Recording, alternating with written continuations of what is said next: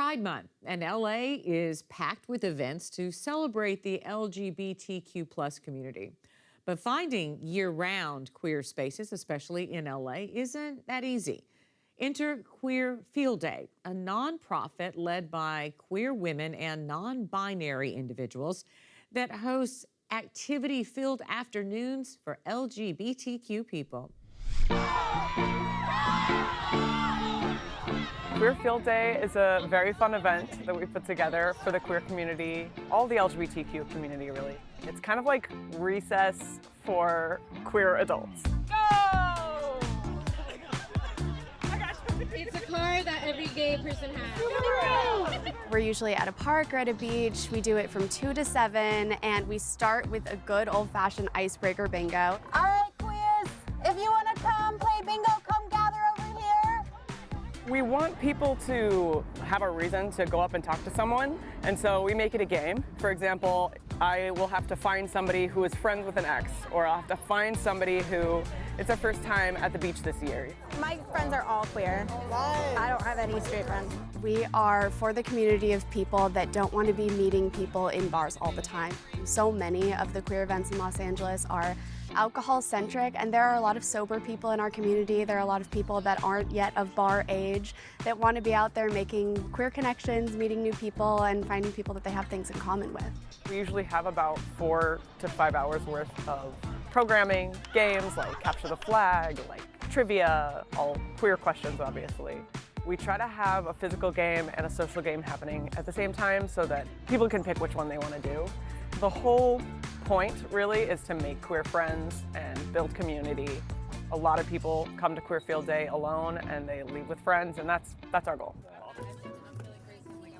If you're using it, just try to be next to it or a little bit behind it. There have always been people that have been providing safe spaces for the queer community, but a lot of people don't know how to find it, especially in Los Angeles, where until very recently we didn't even have a lesbian bar to go to.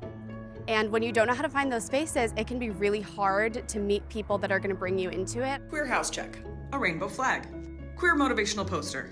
In 2020, so many people were following Lily, making queer content online, on TikTok. I started getting maybe 80,000, 90,000 followers, and people would always ask me, how do you make so many queer friends? So I put out a video.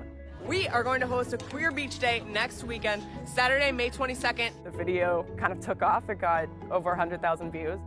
The day came, and at least 300 people showed up.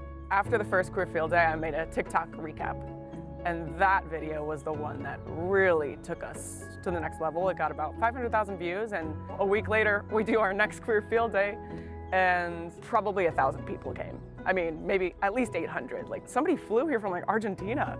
So many of us lost so much of our youth to being in a heterosexual space and having friends that didn't really understand us. So getting to play tag and icebreaker bingo within our community is such a cute, nice thing to do, to just give our inner child a day to play and meet new people. So we'd been wanting to come for a while and hadn't had the chance, but really the opportunity to meet more queer folks, to make new friends, to be outside and have fun at the same time, really cultivate the community connection was the biggest reason. If I had seen events like this in terms of it being a queer umbrella focus rather than a gay thing or a lesbian thing, I absolutely probably would have come to terms with my sexuality a lot sooner, because I would have seen multiple orientations being valid and being celebrated. It's incredible to be able to see more and more events like this popping up, because I know for myself, I came out really much older, and I feel like if there are events like this when I was younger, I feel like I would have been able to have felt seen and been able to really be more vulnerable. Oh, crossline if you've been to a Damn Good Nights event. It's not just, oh, everyone here is attracted to women. It's not about really who you're attracted to.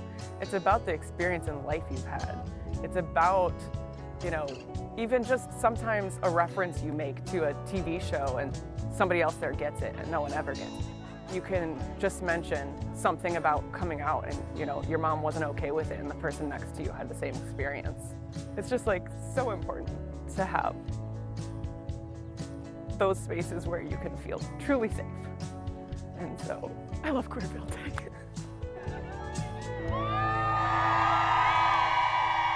Thank you for watching our YouTube channel. For more stories in your communities, click the subscribe button right here. You can also download our app or watch us on TV for the latest information, balanced coverage, weather updates every 10 minutes, and more. We'll see you then.